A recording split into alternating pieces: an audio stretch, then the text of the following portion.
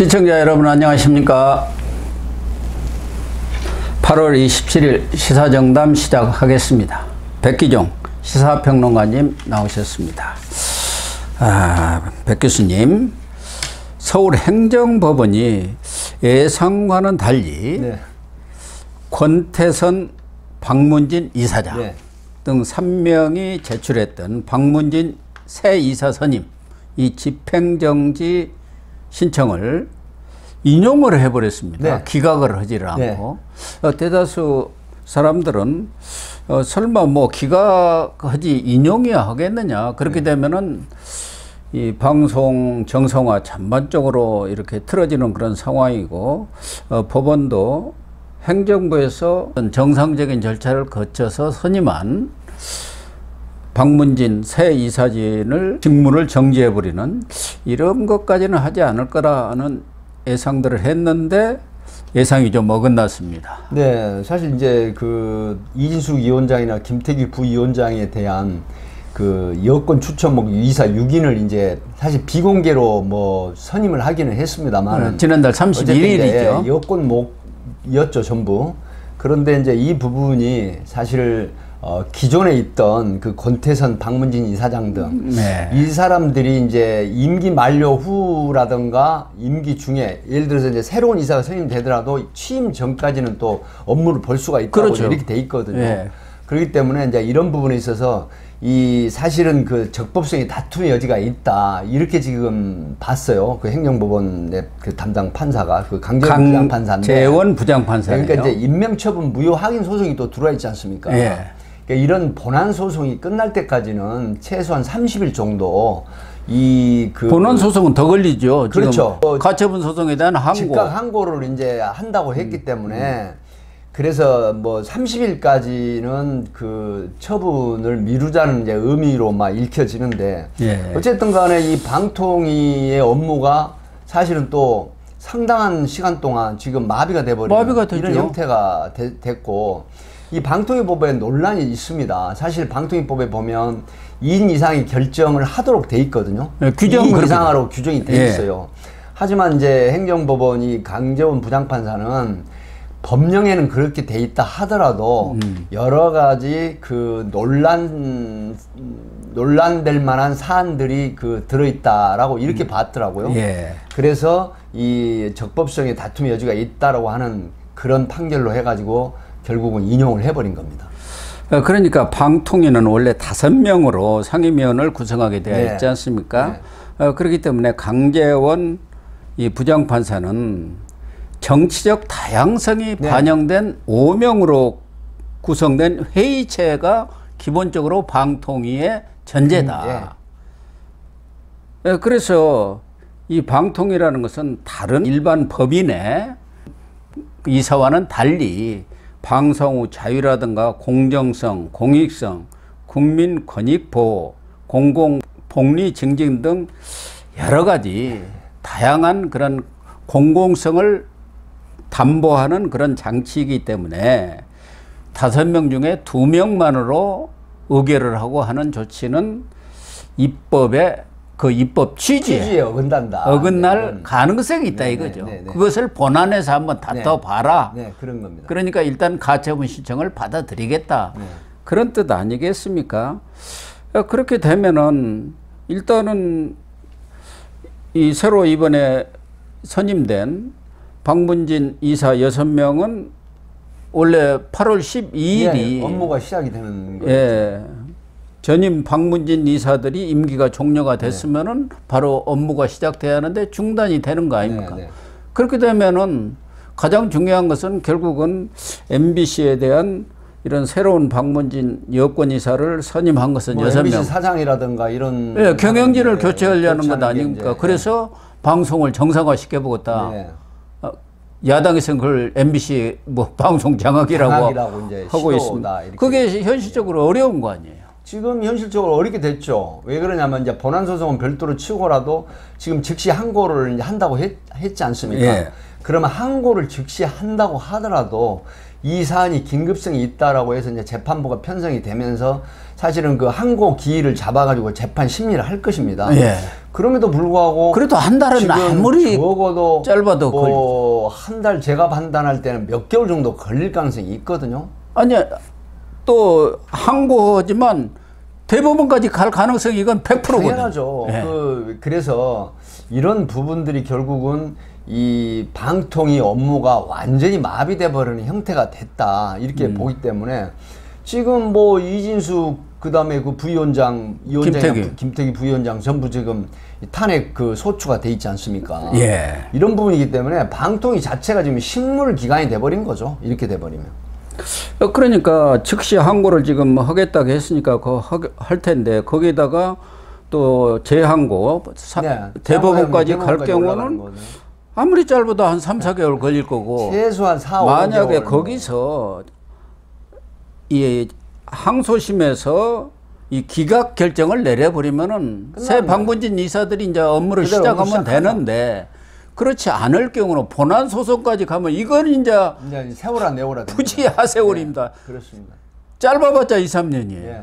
그러면 이거 뭐 아무 일도 할 수 없다는 얘기인데 그러나 헌재 결정은 아무래도 연말까지는 지금 나는 걸로 되어 있기 때문에 헌재에서 그 부분에 대한 판결을 할 거 아닙니까? 네, 하겠죠. 네. 헌법재판소에서 판결을 하게 되면은 그 헌재가 이제 최상위 그 헌법기관으로 보지 않습니까? 예. 그렇기 때문에 헌재의 결정이 중시가 된다. 이제 판결이 난다라고 하면 결정이 된다라고 하면 또 의외로 그 방통위의 업무가 다시 재개될 가능성이 있죠. 그러니까요. 지금 여권에서는 헌재에서는 합리적인 결정을 할 걸로 지금 보고 있는 거 아니겠습니까? 네. 이 행정 2부만 하더라도 강제원 부장판사가 일부 언론에서는 좀 진보적인 성향이다. 진보적인 성향의 판사가 아직까지 굉장히 많습니다. 진보가 아니고 그 좌파다 뭐 이렇게 얘기하고 있습니다만은 어쨌든 뭐 강제원 부장판사도 그 이번에 인용 취지를 보면은 설득력 있는 부분도 있어요.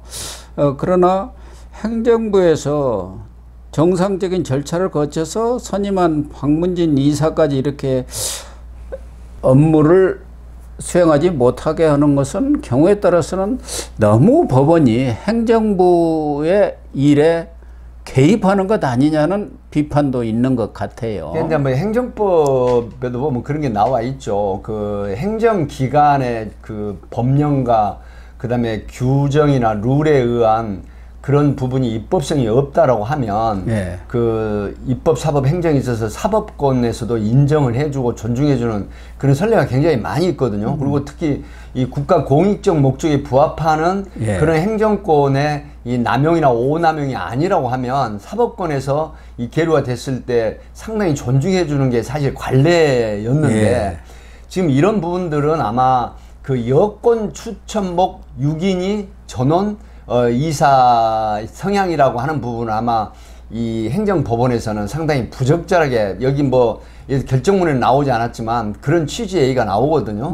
그렇기 때문에 여권 몫의 전체 이사 6명이 여권 몫이었다라고 하는 부분이 상당히 이 공정성이 위배되는 그런 소지가 있다라고 하는 측면이 있다라고 이제 이런 분석이 있거든요. 그러니까 야권 몫 3명까지 거기서 같이 선임했더라면은 별 문제가 없었을 건데 여권목만 6명 딱 하니까 그 부분을 가지고 지금 공익성이라든가 방송에 그런 부분에 좀 어긋나는 것 아니냐. 정치 그 방통위 그 고난으로 편향적인 이 방송이라든가 이런 부분을 아마 그 내심 생각했던 그런 어떤 결정 같아요. 그런데 항소심에서도 그 2인 체제 이걸 두고 엇갈리는 그 판단을 했어요. 지난해 8월에 이 권태선 이사장을 방통위에서 해임 조치를 취했습니다. 그러니까 가처분 신청을 냈는데 그때는 인용을 했어요. 그래가지고 취소 소송을 집행정지 신청을 받아들였어요. 그런데 올 5월에 서울고법에서 YTN 노조가 방통위가 그 YTN 최대 주주 변경 승인 이 처분에 대해서 가처분 신청을 냈을 때는 또 기각을 했어요. 네. 네. 그러니까 지금 항소심에서도 엇갈림, 판사에 따라서 이 문제를 바라보는 시각이 좀 다르다. 네. 그렇기 때문에 이번에 즉시 항고를 했습니다마는 또 어떤 판결이 나올지 그것도 지금으로서는 애단하기는 힘들어요. 그러니까 이제 법률적인, 그러니까 우리가 보통 그런 얘기 하지 않습니까? 공판주의에서 자유심증주의나 어떤 법리에 입각한 법관의 양심에 의한 판결, 결정, 이제 이런 걸 존중받아야 된다고 하지만 현실적으로는 다른 결론이 많이 나오죠. 왜 그러냐면 이 법리적으로 해석을 했을 때 문제가 없다라고 하면 판사들의 이 어떤 취향, 소위 말하면은 그 진영 논리를 대입하는 건 안 되지만 어쨌든 진보냐 아니면 보수냐라고 하는 그런 어떤 그 취향이 상당히 또 편결에도 그 좌우되는 경향이 있거든요. 그렇기 때문에 이제 항고를 했을 때 항고 재판부가 어떻게 어떤 분이 어떤 법관이 이 그 배당이 되느냐 하는 이런 부분도 상당히 지금 이 사안에 있어서는 결정의 중요한 변수가 될 수 있다 이렇게 보는 겁니다. 특히 김명수 사법부에서는 좀 진보 좌파 성향의 우리법 연구회라든가 국제인권법 연구회 출신들이 주요 보직을 많이 차지하고 그러면서 이 사법부에 어떻게 보면은 정치화 현상이 심화된 거. 그래서 과거에는 뭐 사법부 판단에 대해서 재판장의 성향을 바라보지는 않았어요. 그렇습니다. 근데 지금은 재판장이 누구냐, 그 사람이 무슨 성향이냐, 이걸 보는 게 가장 지금 변호사들도 제일 첫 번째 보는 관점이 그거라는 거예요. 그게 말이 됩니까? 법과 양심에 따라서 판단을 하면은 어느 재판장이 판결을 하든 그걸 승복이 돼야 하는데, 존중을 받거나 승복이 돼야 되죠. 경우에 따라서 좌파한테 가면은 이거 뭐 인용될 것도 기각되고, 뭐 무슨 다른 쪽에 가면은 기각될 것도 인용되고, 이런 상황이 오고 재판의 결과도 180도 달라지는 이런 상황이 오니까 이거야말로 사법의 불신을 초래하는 가장 큰 요인이 아닌가. 그래서 조희대 대법원장이 들어서서 지금 법원도 많이 정상화됐다고 하지만 정말 판사가 어떤 법과 법리와 양심에 따라서 판결이 달라지는 것은 어쩔 수가 없는데, 이른바 정치적 성향 때문에 판결이 달라지는, 이건 시정을 해야 하지 않겠냐.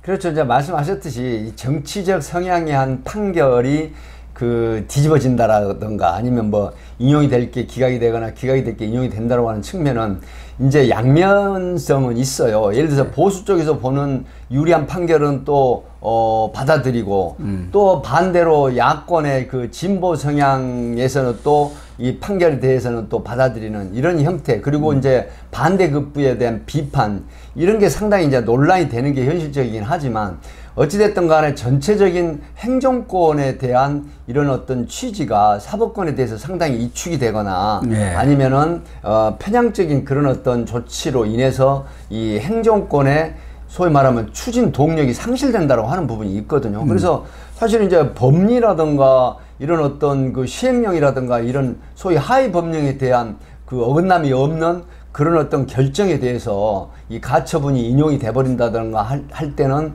행정 동력이 상당히 그 추동력이 상실되는 이런 부분이 있거든요. 그렇기 때문에 이게 사실 현실적으로 어려운 얘기긴 하지만 그럼에도 불구하고 이 사법부라고 하는 부분이 참 어떻게 해볼 수가 없는 거거든요. 예. 그래서 사법자재라는 말이 있지 않습니까?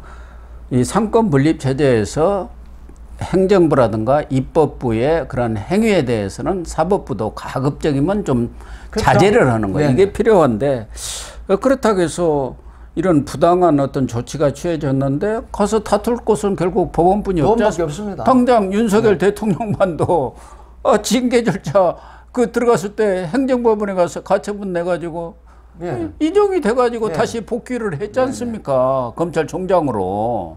그런 사례가 있기 때문에 이 제도 자체가 뭐 판결이 틀렸다 또 잘못됐다 이렇게 할 수는 없죠. 없는 측면이 있습니다. 다만 이제 그 교수님 말씀 취지대로 이 행정권의 위축이 결국은 국가 동력이 소위 말하면 추동력의 상실로 연결이 된다고 하는 부분이거든요. 정부의 기관이 예를 들어서 입법사법 행정에 각 기관이라는 부분이 있는데 예. 행정이 어떤 법률적인 그 룰에 의한 그 오남용이 없는 형태의 결정이 사법권으로 해서 이축이 된다고 하면 이 부분은 결국은 손해가 어떻게 됩니까? 국가는 국민이 손해를 보는 거거든요.